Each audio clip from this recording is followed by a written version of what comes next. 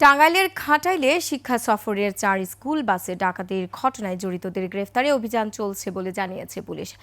এই ঘটনায় মামলা করেছেন স্কুলের প্রধান শিক্ষক। অন্যদিকে ঢাকা টাঙ্গাইল মহাসড়কে বাসে ডাকাতি ও নারী যাত্রীর শ্লীলতাহানির ঘটনায় গ্রেফতার আসামিদের রিমান্ডে নেওয়া হয়েছে। দর্শক, প্রতিনিধির তথ্য ছবিতে আরো জানাচ্ছেন ইউসুফ হাসান নাইম।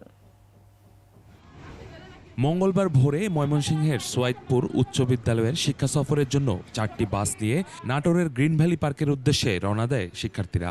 ভোর 4টার দিকে টাঙ্গাইলের ঘাটাইল উপজেলার সাগরদিঘি ইউনিয়নের মালিরচালা এলাকায় গাছের গুঁড়ি ফেলে বাসগুলো থামায় ডাকাতরা।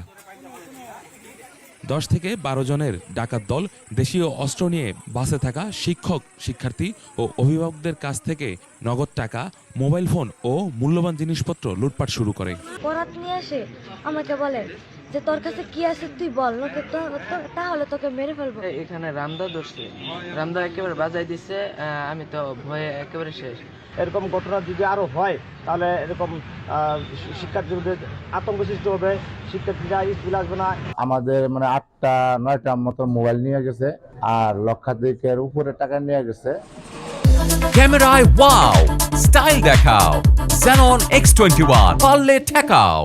পরে ঘটনার দিন রাত 11টায় স্কুলের প্রধান শিক্ষক বাদী হয়ে অজ্ঞাত 10 থেকে 12 জনকে আসামি করে ঘাটাইল থানায় মামলা করেন।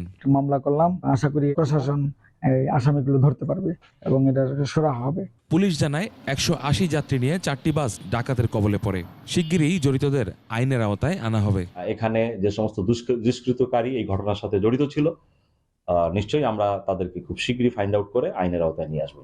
এদিকে ঢাকা টাঙ্গাইল মহাসড়কের রাজশাহীগামী চলন্ত বাসে ডাকাতি ও নারী যাত্রীর শ্লীলতাহানির ঘটনার মূল হোতা মোহাম্মদ আলমগীর 6 ও তার ভাই রাজীব হোসেনের 5 দিনের রিমান্ড মঞ্জুর করেছে আদালত।